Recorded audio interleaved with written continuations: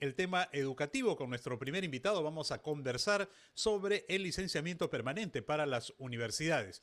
Recordemos que la presidenta Dina Boluarte ha oficializado ya la eliminación del plazo de 6 años para que las casas de estudios superiores renueven la autorización que garantiza el cumplimiento de las condiciones básicas de calidad. ¿Qué pasará ahora con el sistema universitario? Se lo preguntaremos al ex ministro de Educación, el doctor Ricardo Cuenca Pareja, quien también es investigador principal del Instituto de Estudios Peruanos, a quien ya le damos la bienvenida. Doctor Ricardo Cuenca, muy buenos días, bienvenido a RPP. Muy buenos días, Carlos, un gusto saludarlo. Doctor, ¿qué significa para la educación, para el sistema universitario, la modificación del artículo 13 de la ley 32105 de la ley universitaria que ahora autoriza dos cosas principalmente, el licenciamiento permanente y la modalidad a distancia con el 100% de créditos? A ver, para el primer punto que tiene que ver con el licenciamiento permanente, Carlos, lo que estamos es asistiendo a el cierre, el final, digamos, de lo que se llamó con la reforma universitaria el sistema de aseguramiento de calidad, porque se tergiversa el sentido principal del licenciamiento, que era que de manera recurrente las universidades puedan demostrar que cumplen con un conjunto de condiciones básicas de calidad para operar, que no es un premio mayor, sino que es lo mínimo con lo que pueden ofrecer un servicio universitario. Al hacerlo de manera permanente, no solo hay un desincentivo a esta mejora y a esta supervisión permanente que debería haber, aun cuando la ley dice que habrá unas visitas inopinadas, no se sabe qué va a pasar con el resultado de esas visitas, es decir, si se le retira el licenciamiento o no, por ejemplo, pero sobre todo porque las universidades públicas van a tener un problema, digamos, con el financiamiento, porque había parte del financiamiento público que iba dirigido al mantenimiento de condiciones básicas a partir de justamente las evaluaciones y el relicenciamiento. Entonces, han cambiado la forma de entender el sistema de aseguramiento de calidad. Creo que no es la mejor manera, estamos regresando un poco a lo que había sucedido antes de la ley universitaria, con la Asamblea Nacional de Rectores y el CONAFO, que trabajaban más o menos en este mismo sistema y que ya vimos que no nos dio los resultados que hubiésemos querido, ¿no?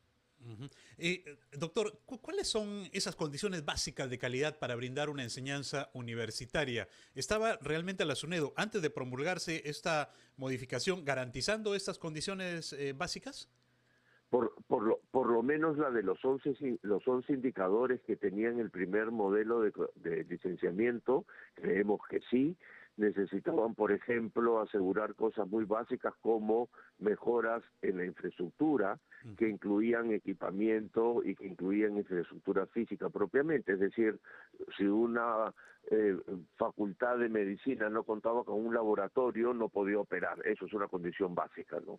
Tener condiciones básicas, bibliotecas, tener condiciones básicas como un número mínimo de profesores que estén trabajando a tiempo completo, que era 25%, que tengan en algunos casos que los profesores tengan por lo menos grados de maestría, es decir, que tengan una planificación estratégica que incluye una planificación académica, todo aquello que es lo básico que se considera para empezar a actuar, ¿no? Ahora, en la ley también se menciona un sistema de alerta temprana, dice, para detectar incumplimientos en las universidades. ¿De qué manera, en todo caso, debería implementarse este sistema si es que realmente pretende ser efectivo? Para empezar, tener un conjunto de indicadores que vayan a monitorear lo que está pasando, seguramente lo harán. En segundo momento, levantar información, y eso es con visitas, eso es con, digamos, supervisiones que se tengan que hacer directamente en las propias universidades, con lo cual, otra vez, vuelve a salir la pregunta, tenemos el sistema de alerta temprana, el sistema de alerta temprana va a decir, mira, resulta que las computadoras que tenías no son las computadoras con las que te habías licenciado, tienes que renovarlas, por poner un ejemplo. No se me ocurre qué indicadores van a fabricar en el tema de la alerta temprana. Y entonces, ¿qué sucede con eso? Porque aquí el problema, Carlos, son las consecuencias de la evaluación. Ah, antes, insisto, pasaba. Te avisaba y decía, no tienes infraestructura, pero no pasaba nada con la consecuencia, ¿no? Acá, ojalá no pase lo mismo. Entonces, para que sea efectiva, debería haber una consecuencia de la evaluación que yo tenga, y eso es lo que no encontramos en la ley. Algunos dicen que probablemente en el reglamento, pero habría que ver que el reglamento no puede superar aquello que no está escrito en la ley, ¿no es cierto? No puede aparecer cosas que no estén en el marco de la ley. Entonces, es una situación un poco confusa, a la cual yo particularmente no le encuentro mucho sentido, ¿no? Ujú. Ahora, le consulto, doctor, ¿usted cree que esto puede afectar también la ley de transparencia? Usted ya lo había mencionado, el tema de los recursos públicos, su uso, su utilización para poder brindarle un mejor proceso de enseñanza-aprendizaje a los alumnos. ¿También podría verse afectado el uso de los recursos públicos, sobre todo en las universidades nacionales? Por favor, le pido su respuesta. Nos vamos a ir a una pausa, vamos a escuchar a nuestros anunciantes y luego regresamos con este importante diálogo. Volvemos. Nos acompaña Carlos González y estamos en diálogo con el ex ministro de Educación, el doctor Ricardo Cuenca Pareja. Conversamos con él sobre el licenciamiento permanente de las universidades y recordamos también que el doctor Ricardo Cuenca es investigador principal del Instituto de Estudios Peruanos. Doctor, le consultaba sobre cómo es que esta modificación de la ley universitaria puede afectar a la ley de transparencia y también respecto a su afectación en el uso de recursos públicos, sobre todo en las universidades nacionales. A ver, podría haber algún tipo de vínculo, de relación con la ley de transparencia. Directamente hay otros mecanismos que tienen el propio Ministerio de Educación y la propia SUNEDU inicialmente para hacerlos. No afectaría tan directamente, salvo que en el reglamento nuevamente aparezca algún otro elemento que no conocemos y que esperemos que esté listo para poder analizarlo lo más pronto posible, ¿no? Uh-huh. Y, doctor, uno de los objetivos principales, sin duda, de las universidades es la investigación científica, ¿no? Y en lo cual realmente, si vemos el ranking, estamos nosotros como país un tanto rezagados. ¿Usted cree que esta modificación que ha habido de la ley con esto vamos a continuar realmente en los últimos lugares en el tema de investigación que tanto se quiere promover en las universidades?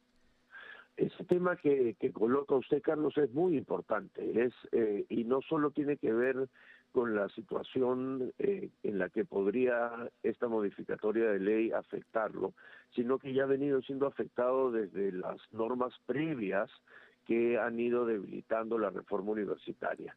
El Perú es uno de los países que efectivamente aporta con muy poco porcentaje a toda la producción científica y académica de América Latina, aun cuando en el Perú ha habido un incremento impresionante en los últimos tiempos, sobre todo luego después de aprobada la ley universitaria en el 2014, que incluía un cambio importante en la organización de las universidades, en las exigencias de grados a los profesores, en la exigencia de la entrega de un trabajo académico de los estudiantes para poder para poder egresar.